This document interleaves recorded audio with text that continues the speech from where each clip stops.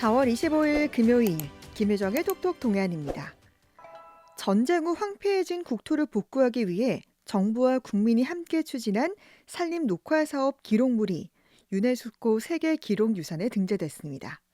여기에 산림 녹화의 시초가 된 포항의 사방 사업도 포함되어 있는데요. 세계 기록유산 등재를 추진해온 한국산림정책연구회 윤영균 회장과 자세히 알아보겠습니다. 회장님 안녕하세요. 네, 안녕하세요. 네, 네, 반갑습니다. 네네. 네, 우리나라의 산림 녹화 기록물이 세계 기록 유산에 등재가 됐다고요. 네, 그렇습니다. 음, 벌써 9년 전인데요.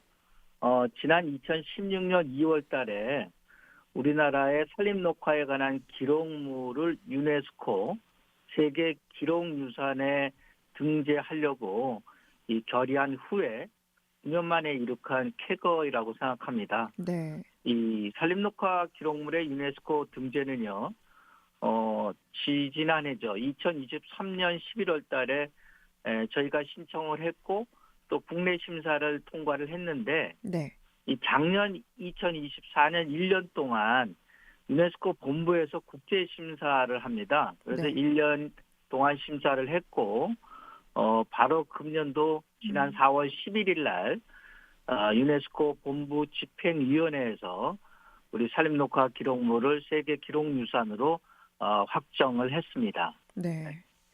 정말 네, 반갑고 축하할 이런 소식인데, 네, 이 유네스코 세계 기록 유산이 뭐 들어서는 그냥 익숙하지만 네, 자세히 어떤 것이고 또 여기에 음, 등재됐다는 게 우리에게 어떤 의미가 있는지 좀 자세하게 말씀해 주세요.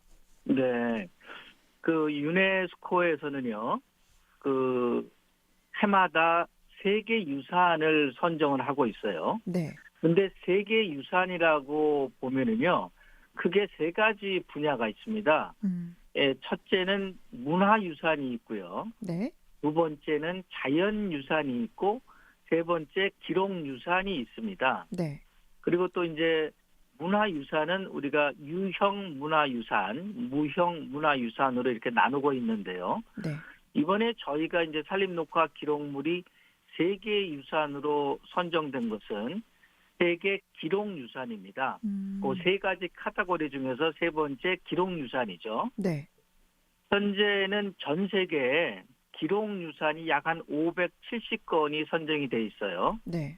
주로 이제 유럽 국가 기록물들이 많고 아시아권에서는 이제 중국, 한국, 일본이 이제 좀 돼 있고요. 음. 우리나라는 그동안에 한 18건이 등재돼 있었어요. 네, 그런데 이번에 이제 제주 4.3 사건 기록물하고 네. 우리 산림 녹화 기록물이 추가로 등재가 음, 되었고 총 20건의 세계 기록유산을 보유하고 있는 그런 나라가 되겠습니다. 네.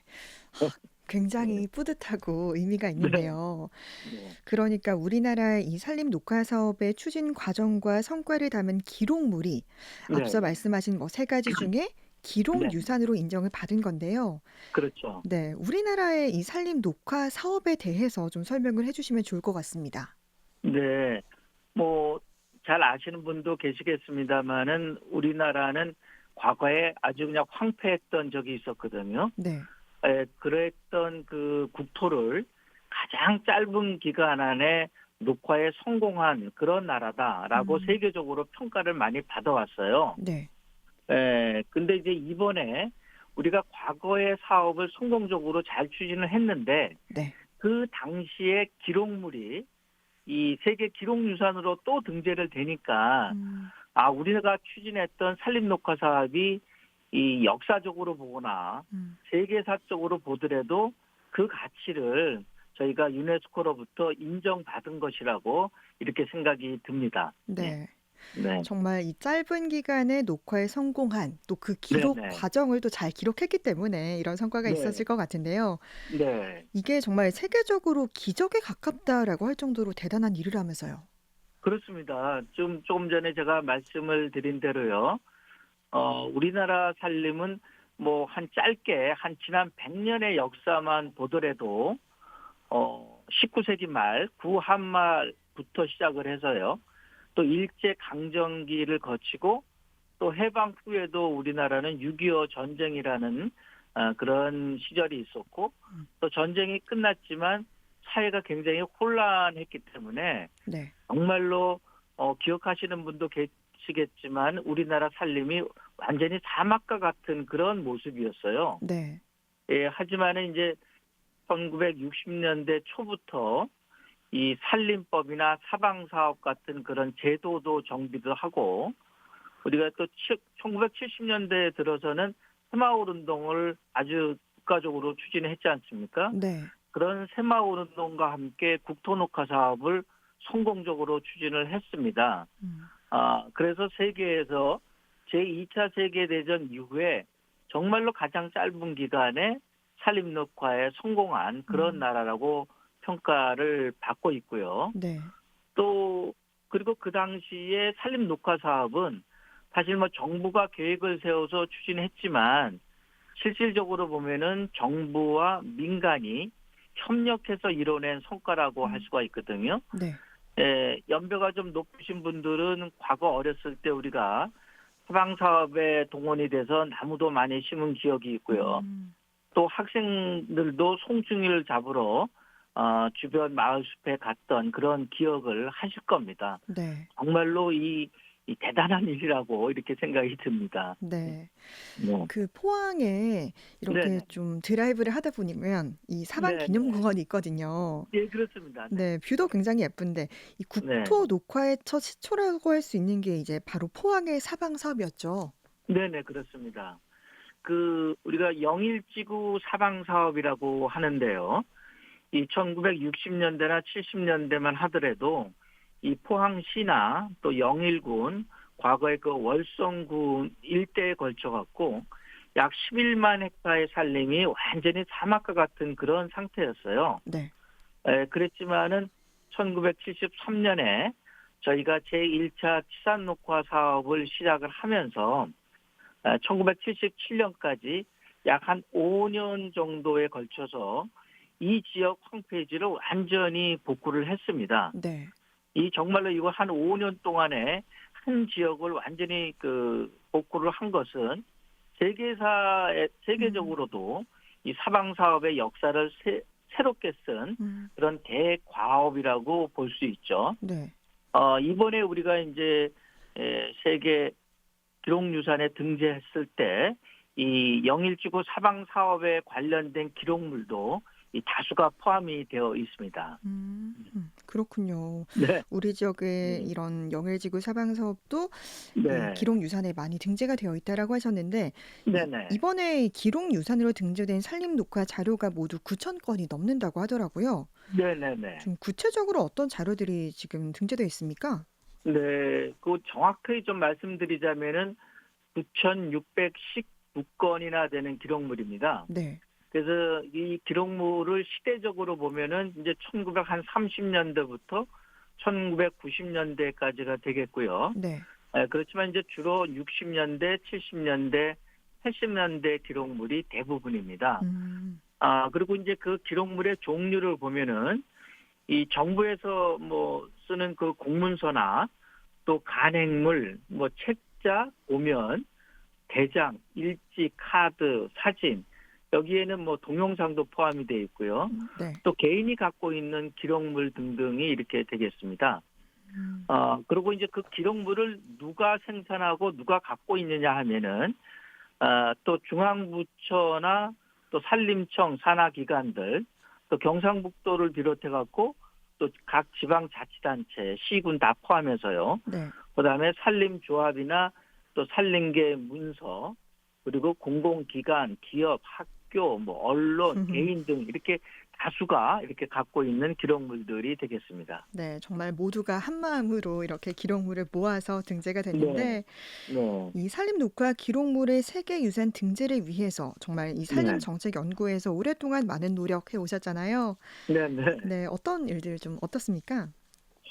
네, 저희가 서두에 말씀드렸듯이 이 산림녹화 기록물을 세계 기록유산으로 등재하려고 시작한 것이 벌써 9년 전입니다. 네.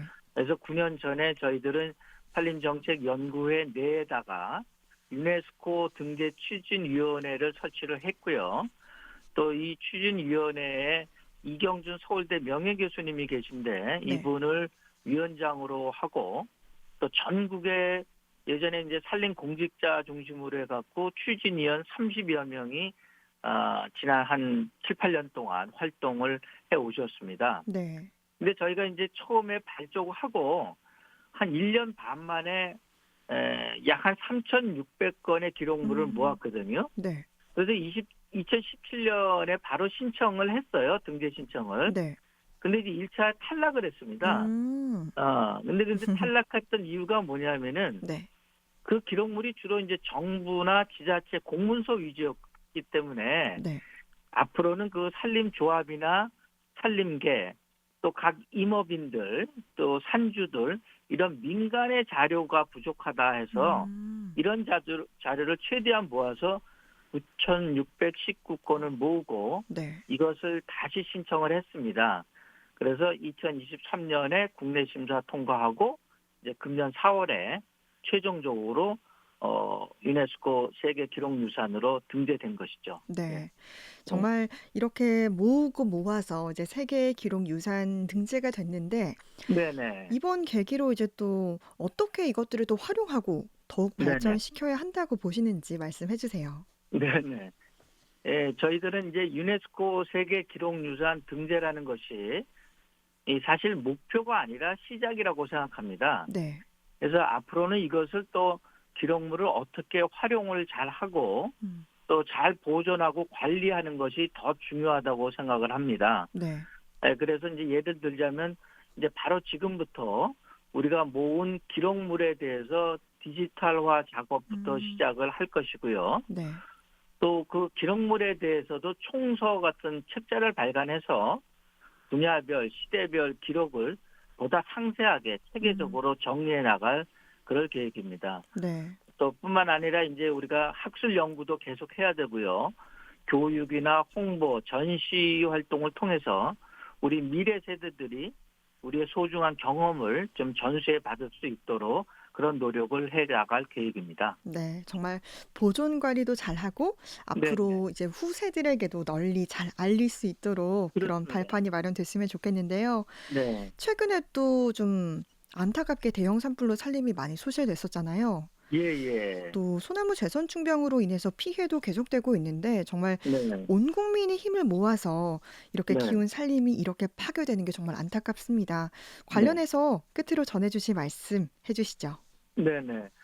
앞서 말씀드린 대로 과거 우리가 황폐된 국토를 녹화하는데 정부뿐만 아니라 민간에서도 많은 노력을 했습니다. 네. 그러니까 민과 관이 합심해서 녹화를 완수를 했는데 또 이번에 우리가 기록물을 유네스코에 등재한 것도요. 저희가 처음에 시작을 했지만 또 산림청을 비롯해서 각 지자체 그리고 국가유산청 이런 정부의 적극적인 지원과 협력으로 이룩해낸 것이거든요. 네. 아무쪼록 하여튼 어렵게 우리가 울창한 산림을 잘 가꿨는데 음. 앞으로도 이와 같은 그 산을 지키고 가꾸는 것은 정부나 지방자치단체만으로는 어렵거든요. 네. 그래서 모든 국민이 함께 우리 산림 잘 지키고 가꾼다는 정신으로 보호해야 할 것 같습니다. 네. 오늘도 좀 전국적으로 바람이 좀 많이 불고 있는데요. 네. 이 모두가 하여튼 산불 예방에 음. 나서서 더 이상 피해가 없었으면 좋겠습니다. 네. 오늘 말씀 잘 들었습니다. 고맙습니다. 네, 고맙습니다. 한국산림정책연구회 윤영균 회장이었습니다.